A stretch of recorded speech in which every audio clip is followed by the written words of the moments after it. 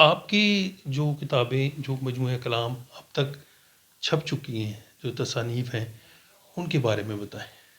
جی، میری یہ جو سب سے پہلے جو میرے پاس کتاب پڑھی ہوئی ہے وہ ہے، میرا خیال ہے کہ میں یہ اس سے شروع کرتی ہوں۔ یہ ہے عقیدتوں کا سفر۔ یہ میری حج کا سفر نامہ ہے۔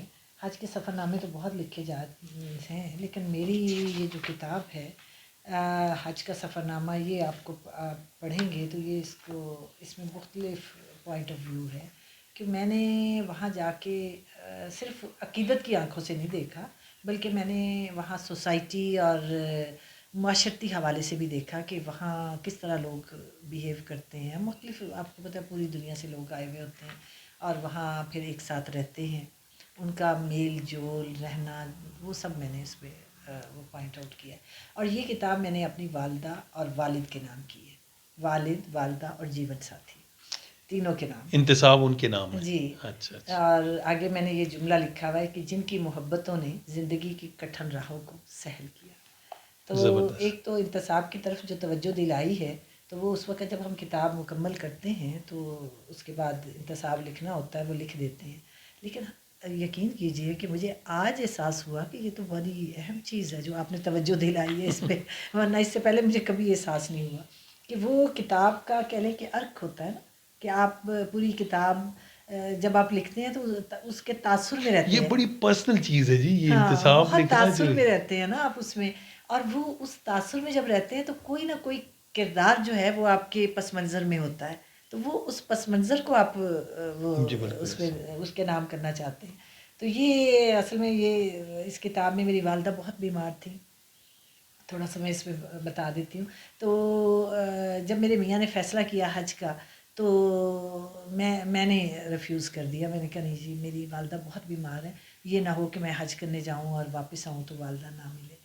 تو یہ چپ رہے کچھ دیر، پھر انہوں نے مجھے کہا کہ دیکھو تم اللہ کے گھر جا رہی ہو، وہاں جا کے دعا تو کرو گی نا، دعا کر سکتی ہو، تمہاری امی ٹھیک بھی ہو سکتی ہیں۔ تو یہ چیز اتنی اٹریکٹ کی مجھے، تو میں نے کہا ٹھیک ہے، لیکن میں پورا ٹائم اس پہ نا خوف زدہ رہی، میں نے کہ پتہ نہیں میری والدہ مجھے ملے نہ ملے۔ تو یہ میرا اسی شش و پنج میں نا حج ہوا، تو اسی لیے پھر میں نے اپنی والدہ کے نام بھی، میں نے اللہ کا شکر ہے کہ جب میں واپس آئی تو والدہ حیات تھی، اور چند ہفتوں کے بعد ان کی ڈیتھ ہوئی اور میں ان کے ساتھ تھی، تو یہ پھر میں نے ان کے نام کیا۔ اور میں نے یہ کتاب کس سن میں آئی؟ یہ کتاب، اب مجھے سن آپ مت پوچھیے، نہیں میں یہاں بھول لکھا جاتی ہوگا ہوں۔ نا۔ ہاں جی، 2007 میں آئی اچھا، ہے، 2000، ٹھیک ہے 2007 ٹھیک ہے۔ میں، ہاں جی، عقیدتوں کا سفر۔ عقیدتوں کا سفر۔ اس کے بعد جی میں یہ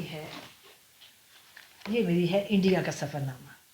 زبردست۔ جی، ہم لوگ انڈیا، چونکہ میرے ہسبینڈ جو ہے وہ نیشنل یونیورسٹی فاسٹ کے ڈائریکٹر رہے ہیں، بلکہ فاؤنڈر ممبر بھی تھے، اور ایک دفعہ یہ فاسٹ کے اسٹوڈنٹس کو ہم لے کے انڈیا گئے تھے، تو وہاں یہ اس دن کا واقعہ ہے جس دن بے نظیر شہید ہوئی ہیں، اسی دن ہمیں انڈیا جانا تھا۔ تو ہمیں، چونکہ ہم ایک علی گڑھ یونیورسٹی کے مہمان تھے، تو ہمیں بہت ساری شہروں کو دیکھنے کا موقع ملا، علی گڑھ یونیورسٹی کو دیکھنے کا بذات موقع خود۔ ملا، اور علی گڑھ لائبریری دیکھنے کا موقع ملا، اور لائبریری وہ سربراہوں کے لیے کھولتے ہیں یا دکھاتے ہیں، وہ ساری چیزیں انہوں نے ہمیں دکھائی ایک ایک۔ تو وہ پھر میں اس کے پوائنٹس لیتی رہی، اور وہ اس میں نے پھر وہ سارا ذکر اچھا، کیا ہے۔ تو اور یہ آپ کا علی گڑھ سفر نامہ یونیورسٹی کا ہوا؟ یہ سفر نامہ ہے میرا، جی بالکل، یہ بھی سفر نامہ ہے اور یہ بھی سفر نامہ اس ہے، کا نام عقیدتوں کا بتائیں۔ سفر۔ یہ ہے دیار گنگو جمن۔ اچھا۔ جی، دیار گنگو جمن، اس کا انتصاب میں نے کیا ہے ان تمام پیارے لوگوں کے نام جو میری طاقت ہے۔ اب یہ دیکھیں کہ آپ جب بھی کوئی سفر کرتے ہیں یا، تو میں یہ دیکھتی ہوں کہ ایک بندہ نہیں ہوتا، وہ آپ کے بہت سارے لوگ چین آپ کے ہوتی ہے ہیلپر بالکل۔ ہوتے ہیں، کام کریں۔ اب یہ جب میں نے انڈیا جانا تھا تو میرا شناختی کارڈ رینیو نہیں ہوا تھا، میری ایک دوست نے، شیلا حسن زیدی نے، اپنے تعلقات کی بنا پہ چند دنوں میں میرا شناختی کارڈ بنوا دیا۔ تو اب یہ دیکھیں کہ بہت سارے لوگ آپ کے ساتھ ہوتے ہیں نا، جو بالکل آپ کی ایسے۔ مدد کرتے ہیں اور آپ کی وہ ساتھ کھڑے ہوتے ہیں، تو یہ میں نے انتصاب جو ہے نا ان کے نام کیا۔ اچھے دوست یاد بھی رہ جاتے ہیں۔ ہاں بالکل، نہیں نہیں جی، بہت بہت یاد بھی رہتے ہیں، وہ آپ کی مددگار بھی ہوتے ہیں، حوصلہ افزائی. میں تو کہتی ہوں کہ جس کے چند مخلص دوست ہیں ان کے لیے زندگی بہت آسان ہو آسان جاتی ہے. ہے. یہ جی میری کتاب ہے حیرت کو تصویر کرے. یہ اصل میں 3 ملکوں کا سفر نامہ ہے.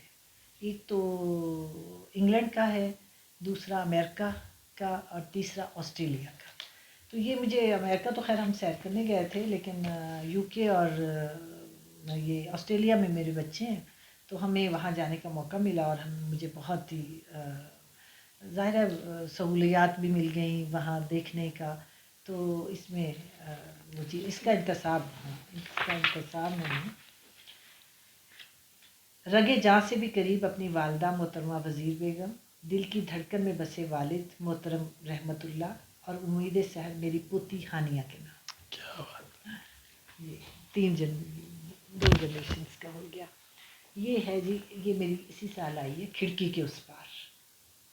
یہ کرونا کے شب و روز ہے. اس کتاب میں ہوا یہ کہ میں جب ہم مقید ہو گئے تھے گھروں میں کرونا میں، تو اور آئے دن آپ کو پتہ ہے فوتگی کی خبریں، اور نہ کسی سے مل سکتے تھے نہ جا سکتے تھے.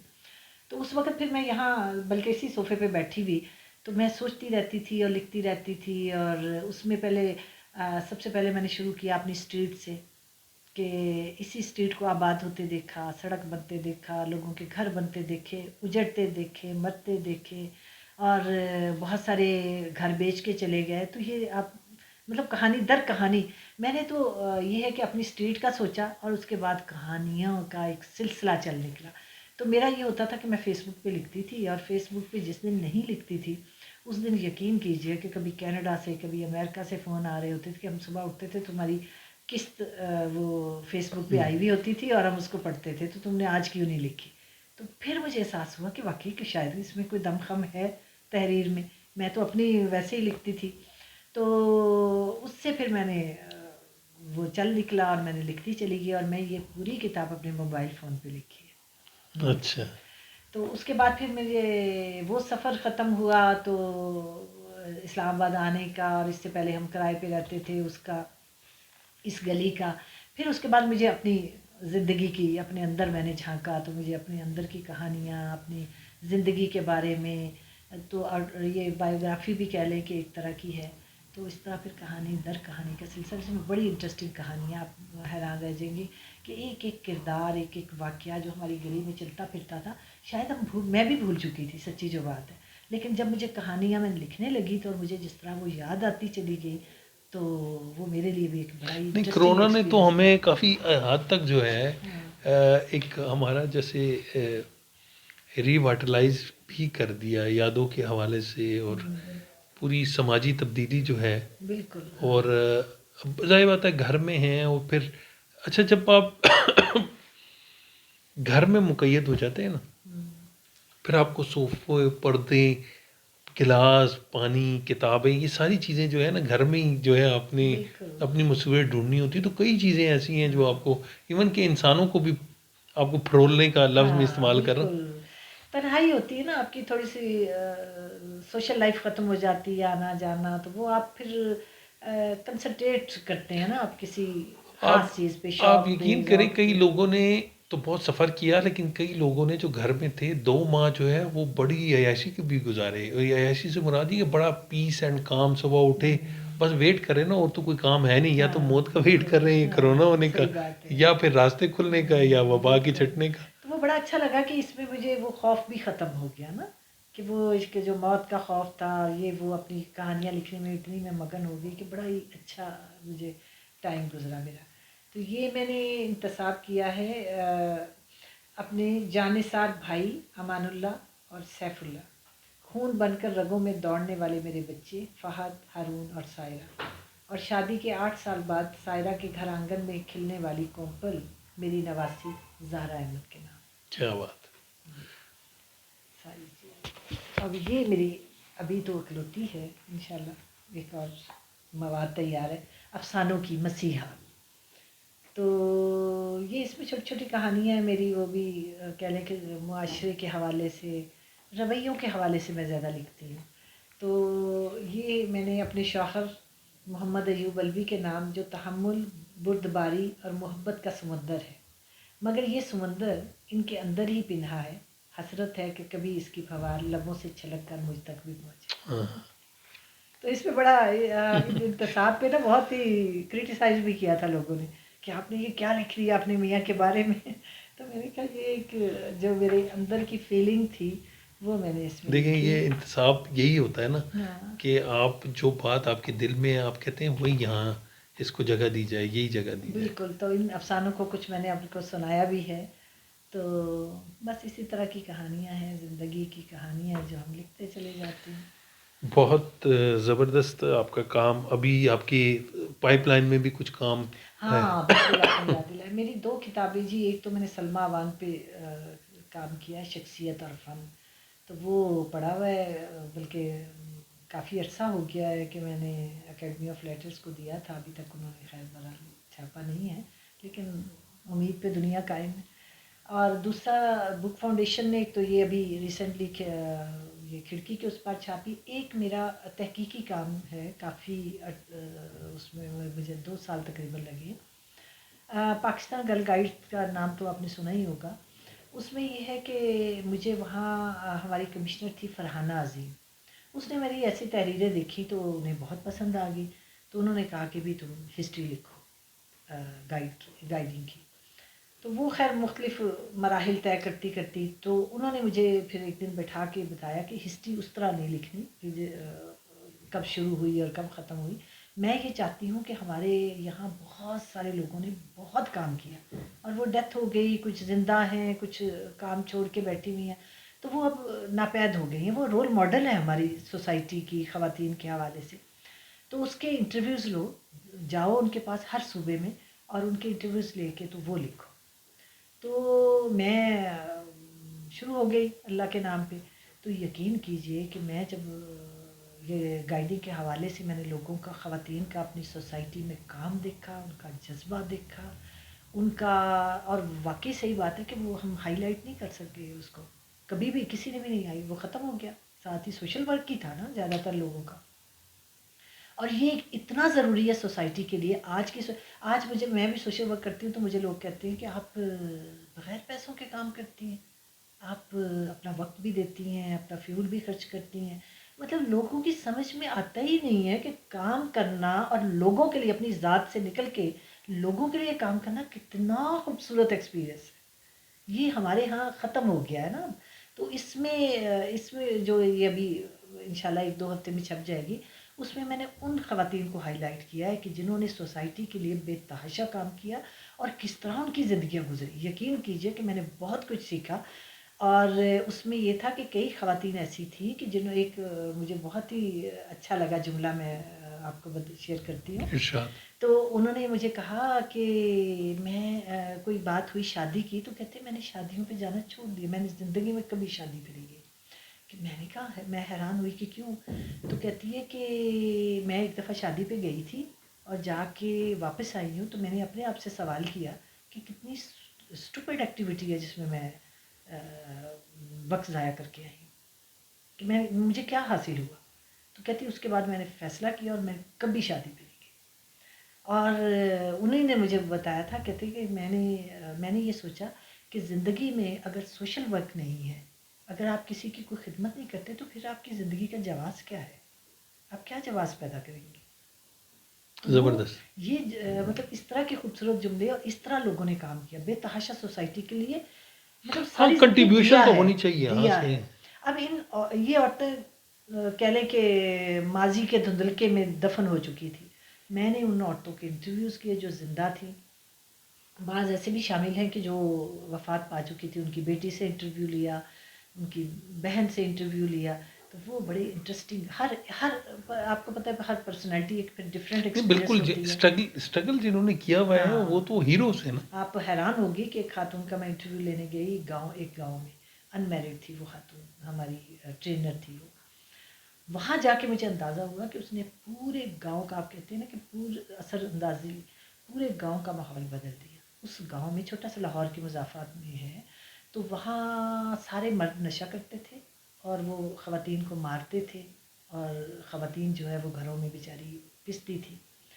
اس کو ماحول اس نے چینج کیا، اس نے خواتین میں اعتماد پیدا کیا، انہوں نے بچیوں میں اعتماد پیدا کیا، انہوں نے گھروں میں جا کے انہیں کہا کہ کس طرح آپ بکریاں پالیں، مرغیاں پالیں، آپ اپنے آپ کو معاشی طور پہ مضبوط کریں.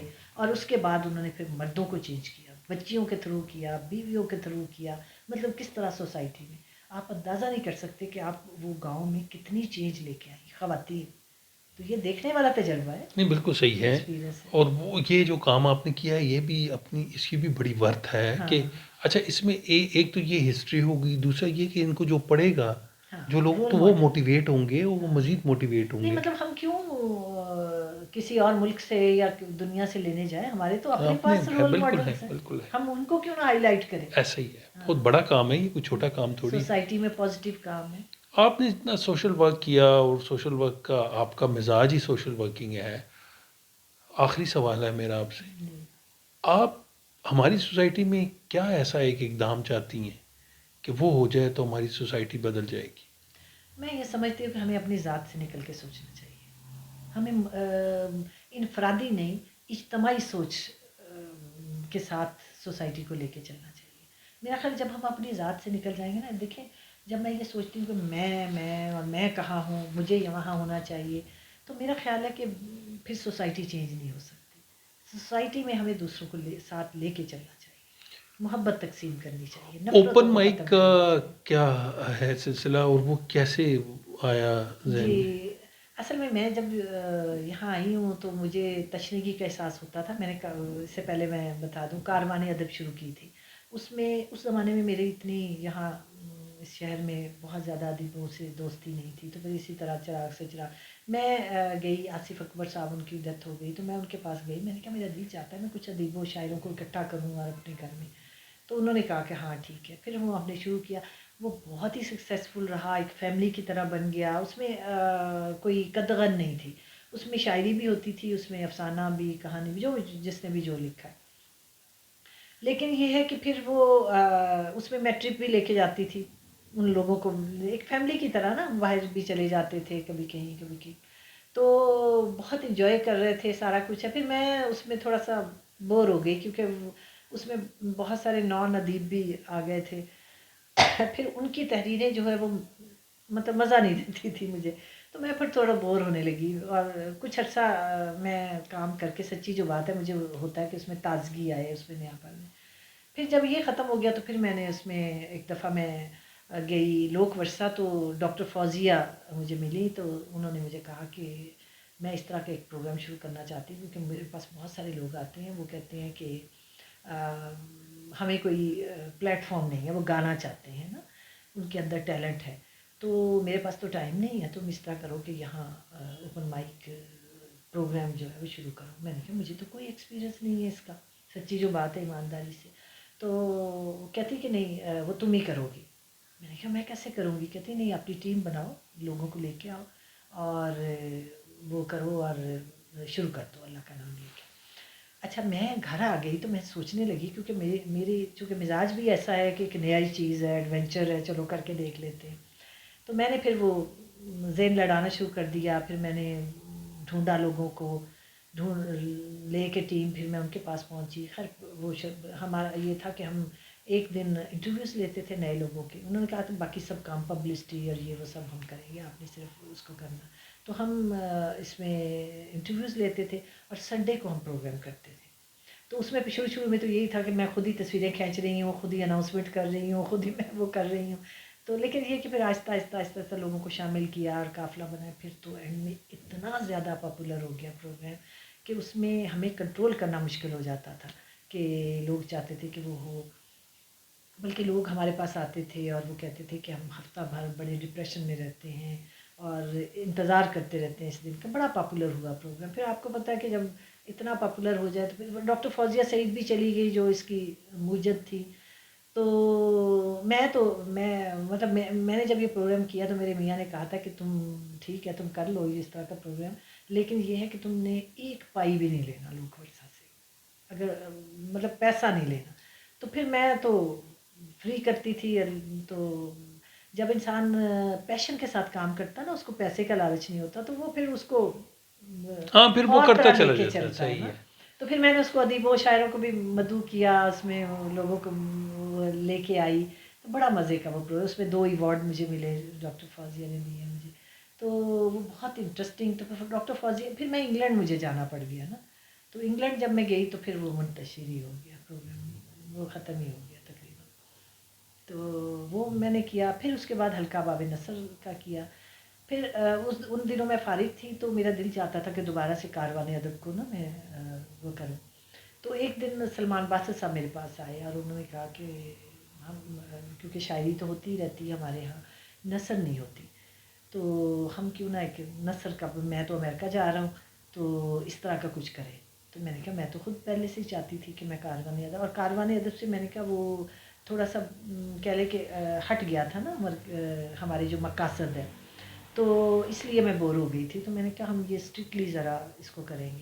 تو وہ تو پھر امریکہ چلے گئے. تو میں تو چونکہ ایکسپیرینس بھی تھی وہ اس کا تھا مجھے کاروان ادب کا، تو اس کا پھر ہم نے یہ سوچا کہ اس کا نثر مناصرہ نام اس کا حلقہ باب نثر رکھے. تو وہ بھی بہت سکسیزفل رہا، بڑا ہی کامیاب رہا. منتھلی میں کرتی تھی اس کو. لیکن اب پھر اور بھی میرے بہت سارے شغل ہیں.